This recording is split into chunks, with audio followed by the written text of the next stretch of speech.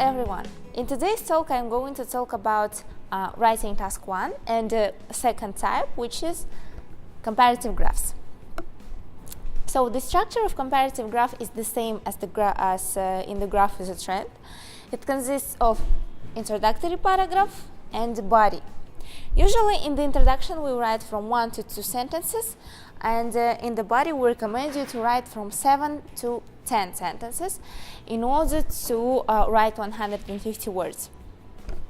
So sentence number 1 is generally paraphrasing sentence where you paraphrase the task, and the second sentence is an overview sentence where you give a general picture, where you describe the general picture of the graph. In the body you include all the details, all the numbers and the years of the graph. Try to be more detailed in the body and don't forget to include every change. Here is the typical example of comparative graphs. Here you can see the task. The graph shows data about the average Saturday sales of 2 bakeries in London in 2010. As you already know, here you'll need to paraphrase the task. And then, in the comparative graphs, it is very common to compare the differences. For example, here we will need to compare the sales of 2 companies, Lovely Loaves of Bernice buns. If we look at cakes, we will need to compare the sales of cakes, of Bernice buns and Lovely Loaves. As the name of comparative graph says, in the comparative graph, it is very common to use comparative and superlative adjectives. So, now let's look at the key language which you can use in order to describe comparative graphs. Now, let's look at the key language which you can use in order to compare 2 things, or more than 2 things actually. So, here we have some words which you can include in order to describe big differences, and here we have some words which you can include in order to describe small differences. Please write down these words in order to compare big differences: considerably, much, far, and a lot. Yeah. And in order to describe small differences, we can use slightly, a bit, a little. So let's talk about how can we actually use them. Traveling by train is much cheaper than traveling by plane. So, in order to use the special words, in order to indicate differences, first of all, we use this word, such as much, which indicates big differences, and then we add our adjective in its comparative form. So first we add word in order to indicate difference, and then we add adjective in its comparative form. Try to remember the structure and use. Don't forget about your to be verb. Here is the next couple of examples which will help you to get a better idea of what we call language to indicate big and small differences. A night in a hotel costs much more expensive than a night in a hostel. Okay, so we use our word to describe small or big difference. Here much is used, so that is why we can say that it's a big difference between cost of a night in a hotel and a night in a hostel. And then we use our adjective in its comparative form, more expensive.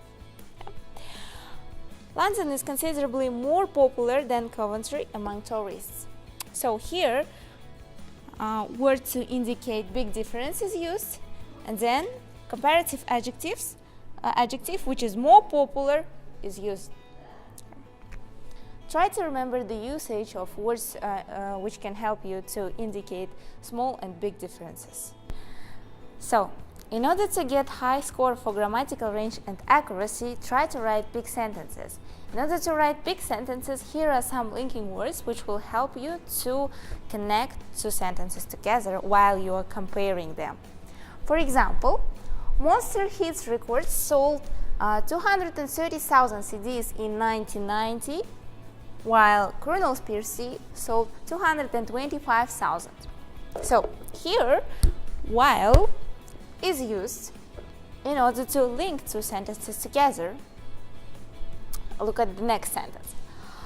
Monster Hits Records sold 230,000 CDs in 1990, as opposed to Krunels PLC, which sold 225,000.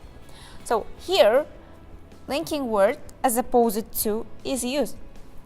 So you can use while and as opposed to in your sentences as well in order to link two sentences together. And then one important thing to note is that if you use as opposed to, then use relative clause, such as who, which, that, etc. So let's look at the another structure. You can use respectively or in turn sometimes in your sentences. How are you going to use this? Okay. First of all, you write your sentence. First of all, in the first part of the sentence, you are mentioning about the subject, and then you include numbers related to the subject. For example, cookies and cakes are the next bestsellers, with around 115 and 100 of these snacks sold respectively. So, if you want to talk about your subject in the first part of the sentence, please do this and then include numbers related to the subject in the second part of the sentence, putting comma between them. And then it's very important to add word respectively or in turn. This sentence means that 115 pieces of cookies were sold and 100 pieces of cakes were sold. Let's look at another example. The temperature in Rawaya Island was much lower than in Phuket at 15 degrees and 25 degrees respectively. So it means that temperature in Rawaya Island was 15 and in Phuket was 25 degrees.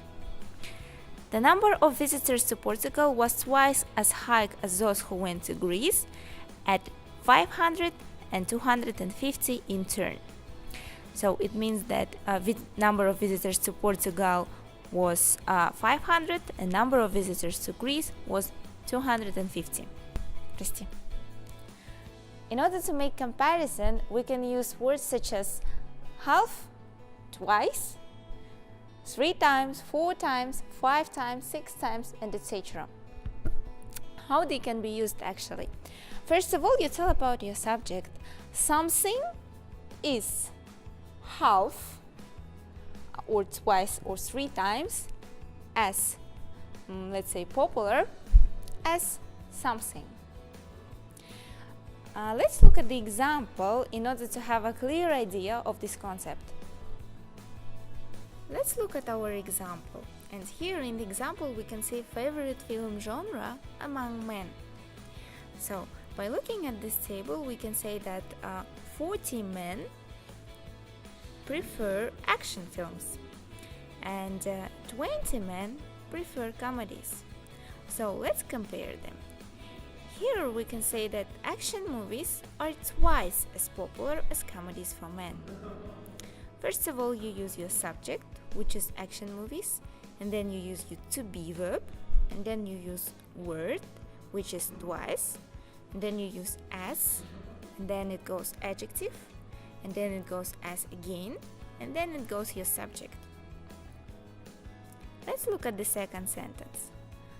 Thrillers and romantic comedies. We can compare them. So we can see that 15 men prefer thrillers and romantic comedies are preferred by 5 men. So let's compare them. Thrillers are 3 times as popular as romantic comedies. So we can see here subject, which is thrillers, and then verb to be, and then our words, which is 3 times, and then as, adjective, as our subject, romantic comedies. Let's go to the next example. In the next example, we can compare science fiction films, Western films, with comedies. So we can say that science fictions and Western films are liked by 10 men, and comedies are preferable by 20 men. So here we can say that science fiction films and westerns are only half as popular as comedies among men.